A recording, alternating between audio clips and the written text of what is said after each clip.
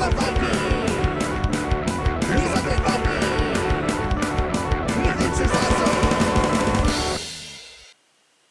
everybody, this is me, the Undead Viking, and this is Rising 5. Rising 5 is a game that I waited to show up at my door for quite a long time.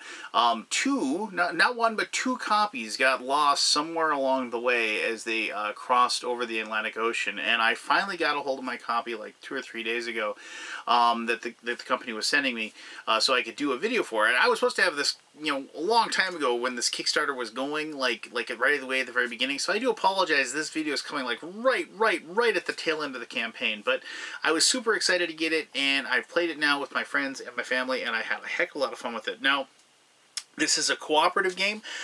You have the ability to play it one versus many. I didn't play it like that.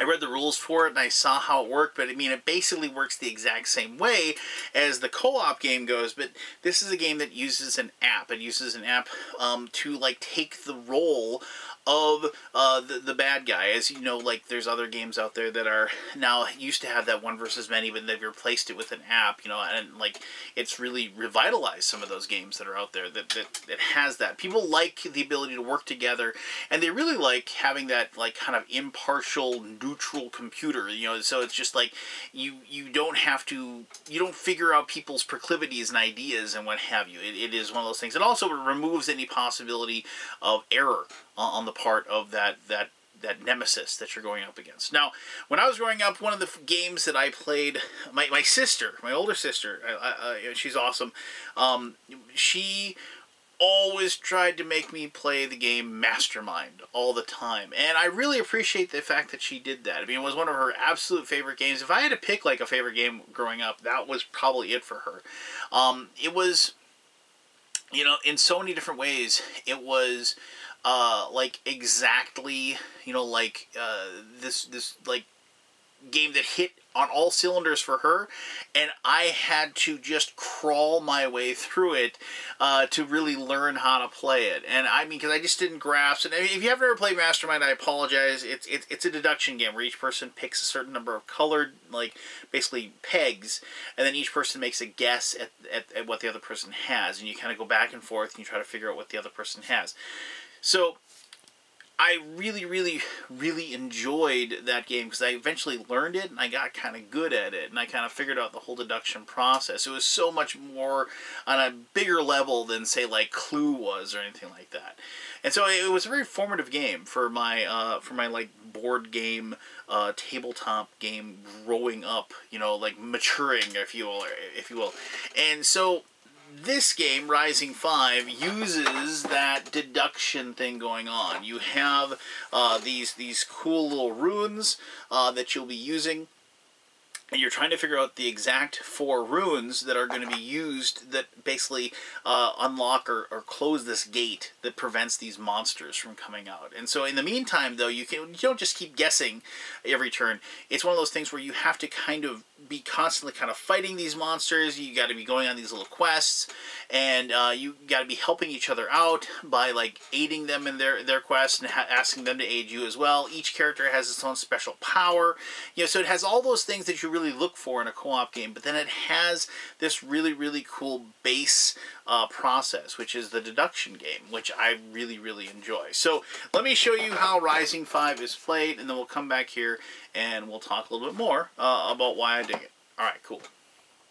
Alright, so here we have Rising 5, and this is a very easy game to learn how to play. However, getting to the actual point of being able to succeed can be quite difficult. And that's what I want from all co-op games, and I'll talk about more about that in my final thoughts. But just very basic overview is that each person is going to control one of these heroes, and you can play with 2 to 5 people. The more the merrier, especially with co-op games. I find that like everybody kind of working together to try to figure out what they want to do. You can play, as I said, with the app, and I'll talk about the app here in just a little bit. But you can also obviously there's rules for having one person be kind of the GM of the game.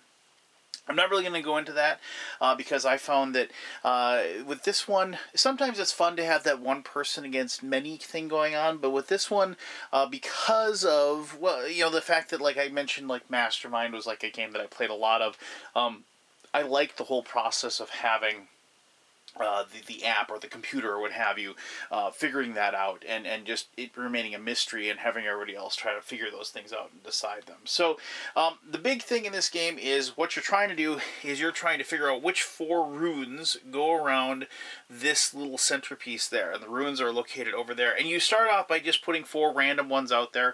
You don't know if they're going to be the ones that are going to be the one that are going to solve the mystery for you in any way, shape, or form. You hopefully maybe you'll get lucky and you'll get one in the right spot or something like that, but you still need to kind of figure out which one's the right spot and what have you. So the big thing is that you have these 3 locations, right here, here, and here. And you're going to be moving to these different locations. You're going to be activating the spots on them and trying to interact with those locations to gain the bonuses. Sometimes you'll have to fight a creature, in this case, like you can see.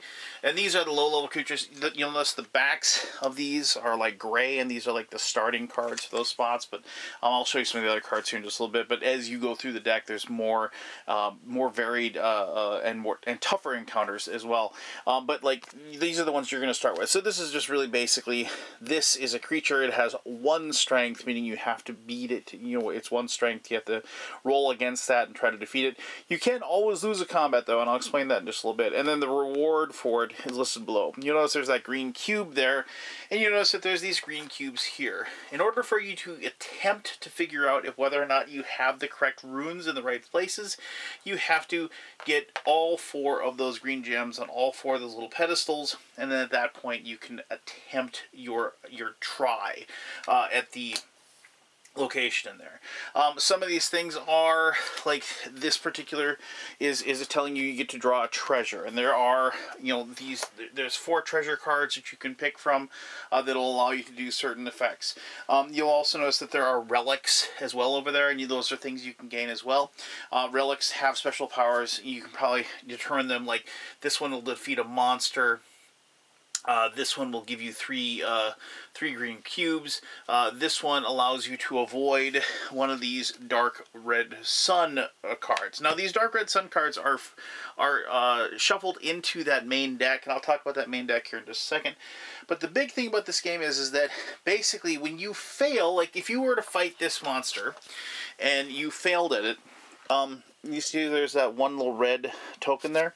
That causes this track to go down on this track right here. It starts off in that spot right there, and it can go up. There's certain rewards, like this reward right here, this little sun reward, that causes it to go back up on the track.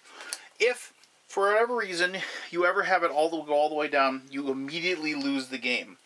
The other way you lose the game is that if you go through the entire deck of character cards over there, meaning that on somebody else's turn when they're drawing a card, they can't because there's no cards, you will lose the game in that situation as well.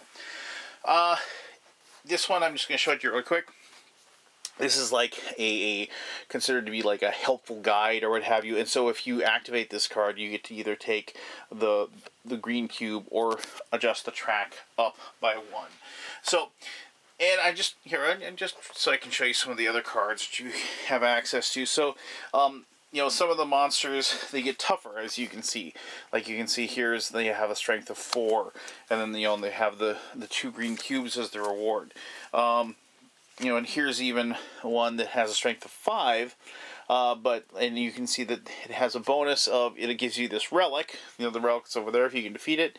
But if you fail against it, you're going to lower the track down by 2. And then this little question mark right there, I've been kind of avoiding that to kind of tell you what it does. But what that is that allows you to use this app to determine if a particular rune is actually going to be used by one of the 4 spots. You'll notice that there are 7 possible runes, and so there's a lot of times when you'll be picking different runes, and like whether or not it is even a valid one is something that is a very, very important thing to get. And that's why, like right here, right away, you can take this particular card and you can gain that. Now the big thing on your turn is that each person's going to have a hand card. Oh wow, I drew it.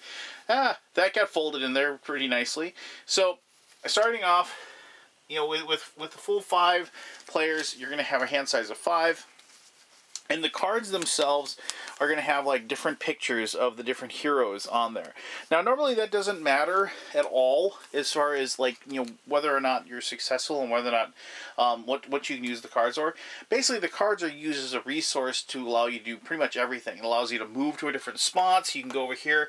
It allows you to interact with those cards. It allows you to make your attempt on the, you know, checking to see if you had this accurate when you have those cards. However, if you happen to be, like, say, in the same spot as somebody, like, let's say, I'm you know, this robot dude, and Hal here, and the Oracle is in that location, and they're going to be taking those actions there. If I have, like, a card here, I can discard a card to assist him in, you know, a battling. So one of the cool things is that just by being there, I'm giving him an assist by, you know, helping him to battle. But also, if I can discard a card that matches up with that character, then he can get a bonus as well. And that's how you'd take out one of those people with 5. Combats are pretty simple. You just you roll the die, and you're trying to roll higher or equal to the ability that you have. You always have to roll, however, because on this die there is this little star symbol, and that is an automatic failure no matter what. So if you roll that, and you know, you got that 1, you'd be completely fine. You could take that out, and then you'd get one of those green cubes to put on there. So if you did that, and you removed it, you would then just put the next card down. And so in this case we have our big bad monster that's in the location that has the 5 strength. Now, if, like, so on your turn you can replenish your hand back up to its hand size depending on how many cards you used. Remember, like, you can take your actions, but you have to use up cards for every action you do. So you replenish your cards. So what you always have to draw at least 1 card, however. Now this is perfect since I actually have that red sun in that spot. So, like, let's say we got done, let's see, the player who was playing the Oracle used 3 cards and said, I'm going to draw 3 cards and replenish my hand size. Well, they take the first card off the top like that, and then they see there's the red sun card. So now they are done. They can't collect any more cards. They can't you know, collect anything, and they're going to go to the next player. The next player is going to take their turn as normal. However, they have to go through a Red Moon Crisis. And if you have a Red Moon Crisis, what happens is that you look at all of the monsters that are face up on the board, and you count up the red dots that are on there. So in this case, there'd be 4. And you immediately adjust your track by 4. So you can totally see how, like, since the cards themselves can determine a loss just by running out of them, but also they can determine a loss by, you know, by finding that red sun. You have, like, the ability to, like, that's you lose. If you happen to be in, like, this location and you drew that card, you go 1, 2, 3, we're done. You know, you'd be out of the game and you would have lost, and that happens a lot when I play this game. So those are the mechanisms of the game. You know, you go to a spot if you want to collect the treasure. Oh, and I should show you the treasures really quick. So here are the treasures. And these are really straightforward. You know, this little ring allows you to move the track over there up by 2. Here you get to re-roll a die. There you get a couple of green cubes, and here you just get to check one of those things. Pretty straightforward as far as the treasures go, but, you know, just they're kind of nice, and they're a little added benefit that you can have. All right, so the app. All right, so as I said, I'm not the biggest proponent of using apps for board games, but I'm coming around. Don't tell Richard, though. Anyway, so the game's pretty simple. You just, you know, you hit game start, and there is music here. I'm going to turn it up just a little bit so maybe you can see it. And then it just says, you know, once you start, and then you just click on it to say you started. And, you know, and there's here we have a little cut. Ooh, look at this. Yeah. You can obviously, you know, skip it if you have to. And I should say that, like, they've done a really, really good job with this app as far as with the animation and just the fact that it, like, it really has never bugged out on me in any way, shape, or form. So I'm just going to kind of sit through this now, and I'm going to talk over it a little bit. And there's the mystical runes or whatever. So here, the history will allow you to check in your guesses you've done. Exit, obviously, exits. And then this allows you to check the sign. So with that, when you check the sign, like so, what that's going to do is, you know, these are the different runes. Oh, and I should mention, so, like, you know, touch all, and this is, obviously you don't have to see this if you don't want to. So, alright, so if you So here's the opening scene we're going to do, and I'm not going to be able to really see this, but basically we have to focus this camera. Notice how there's a star and those little dots over there. So those go right over the top, and you probably can't see this really well, but you just match it up until the camera goes off. Of course, now it's not going to while I'm doing this. There we go. And so then it just shows you right off the bat what we have. And so we got kind of lucky. This means that one of those 4 runes is in the exact right location. Another one of the runes is the right color rune, but it's in the wrong spot. And 2 of the runes that we have are not working. They're no good. So now the game progresses, and so if we click on this button, we get to pick one of them. So now maybe we can pick maybe we can figure out which rune is like either good or bad. So let's just pick purple. And so now, do you want to check the sign of this rune? Yes, we do. And what happens is it says the purple, and since that is, remember we saw that before that was in not one of the valid runes, we can go ahead and we can take, and just so everybody can remember, we can take this and we can put that next to the purple rune, and we know that is not a valid rune. And that is a very, very, and sometimes knowing the right answer is just as valuable as knowing a wrong answer. Wrong and right answer, it's something you can verify and you can guarantee it, right? So eventually what happens is, as soon as you collect all 4, you highlight those like so, and then now what I can do is, since we know purple isn't any good, we could go ahead and say, let's say we move purple, we're not going to use it anymore, and so let's just take red, because red maybe be the one that is still good, right? But in the wrong spot. Let's leave green where it is, and let's replace orange. And so we'll replace orange with yellow, and let's place blue over here. And I'm not the best mastermind player, I never really was, but so I'm sure there's somebody saying, oh, your logic in this situation is totally flawed. So then you take a picture again, like so, as soon as it takes the picture, of course. And then, of course, now we find out, all right, so, and we take that knowledge as well. So now we know that, if we go back to our our previous history, and as I said, you can see the history of the guesses, like so.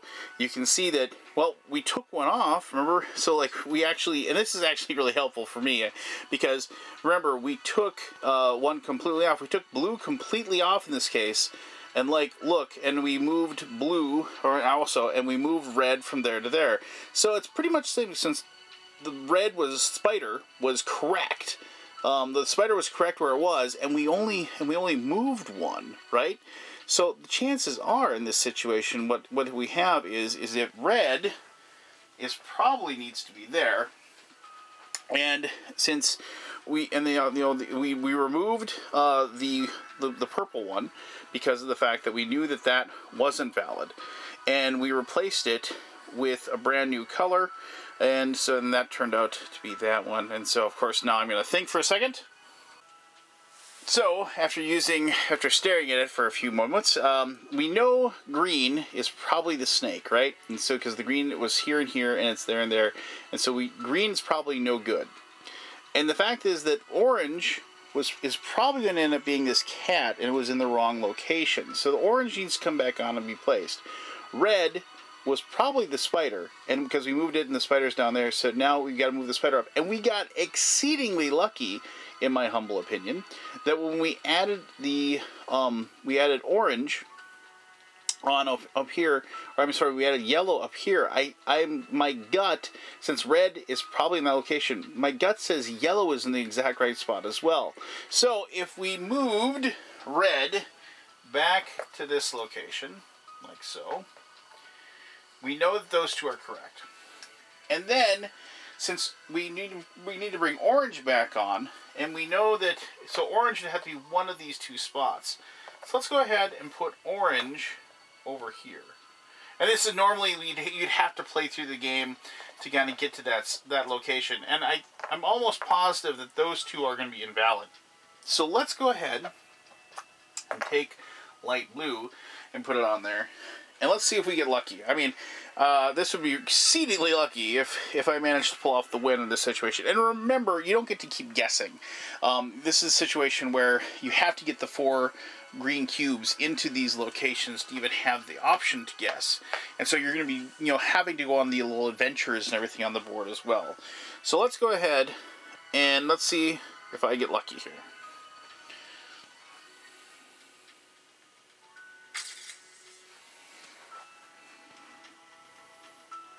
Yeah! Woohoo! Go me! Alright, so you can see then, and then after you win, you can actually see, like, you can say show what difficulty you have. You have the difficulty based upon the number of these cards you place into that deck. And then, how many, and then you can go ahead and determine just, like, how well you did as far as the scoring goes. So, as you can see, obviously, the really fun part of the game is when you're actually, like, doing the deduction. That's like that moment of reveal I really like. But that does not mean that the whole process of moving these people, doing battle with these creatures, getting these special treasures and puzzles to be able to inhabit, and also dealing with the constant ebb and flow of this track isn't enjoyable as well. This was, like, in my opinion, it's a little bit of a lighter co-op, but this was a game that, like, I can't wait for my sister to come back to town because I'm going to spring this on her, and I think she's going to have an absolute blast. And I know for a fact that my daughter and I love the heck out of it. So, there you go. That's Rising 5. Let me talk more about it in my final thoughts. Alright, there you go. That is how you play Rising 5. I just realized I didn't actually go over, like, the special powers of each of the characters. They basically have, like, certain things, like, one of them can, like, fight a monster that's on the board. They don't have to be in the same location, but they can go ahead and fight that. And the nice thing about that is if they lose the battle, they don't actually get the penalty for losing the battle. Another one, like, has the ability to automatically raise the sun track up 1. Just like on their turn. So it's one of those things where you can always rely on that person being able to use that power to help you out a little bit. Another person allows you to move a character that isn't you on your turn, so you can drag somebody over to your spot. So if you're going to be going and fighting a big bad monster, you can say, hey, does anybody have cards with my picture on it? Oh, I do. Okay, fine. I'm going to drag you over to here. I'm beginning my turn, so you can use those cards to help me fight. So there's those things like that that kind of add to the game and add to the whole strategy of the game. Now, like I said, this is a lighter cooperative game. It has a really cool look to it. It has a really cool futuristic theme. But this isn't a co-op game that has, like, a ton of different things that you have to monitor. It doesn't have, like, a bunch of fiddly little bits like you're going to find in Arkham Horror or anything like that. It is a very straightforward, like, puzzle game, which I think is, like, kind of like the perfect kind of game to, spring on, like, people like my sister who, like, really enjoy, like, my hobby that I'm involved in when she comes and visits me. But I can tell, like, she doesn't want to play the big, giant, difficult game. It's also a perfect game for my wife. My wife is the same thing. It's like, she loves the idea of playing board games. She loves the idea of sitting down and playing them with me. But she doesn't like to have to play a game that has, like, 37 different rules that she has to learn. So she just wants to be able to sit down and start playing. And, and I understand that. I get it. And I like finding games that do that for her. And so when I got this one, I was like, I read the rules, which are, like, 4 pages and lots of pictures. And I was like, honey, I found one. So I was pretty excited, and, like, we all really, really enjoyed it, and I enjoyed playing it with my wife and my daughter, and we had a lot of fun with it. And like I said, I can't wait for my sister to come to town because she is an amazing Mastermind player. So if I can take Mastermind and I can throw in some, like, actual, like, kind of Euro-y goodness as well, I'm really looking forward to having her play it and experiencing that with her. So there you go. If you're looking for, like, a co-op game that you're going to be able to spring on your people that, like, don't want to play a super in-depth one, I think this is one that you're really going to want to play. If you like the novel aspect of having the app and going through that whole process, also big thumbs up there. And if you are a big fan of deduction games, I think this is something you're really, really, really going to enjoy. So there you go. That is Rising 5. If you have any questions about it, ask away. Thank you very much for taking the time to watch this video. And until next time, I am the Undead Viking, and I'm telling you to have yourself one heck of an awesome day. All right, bye-bye.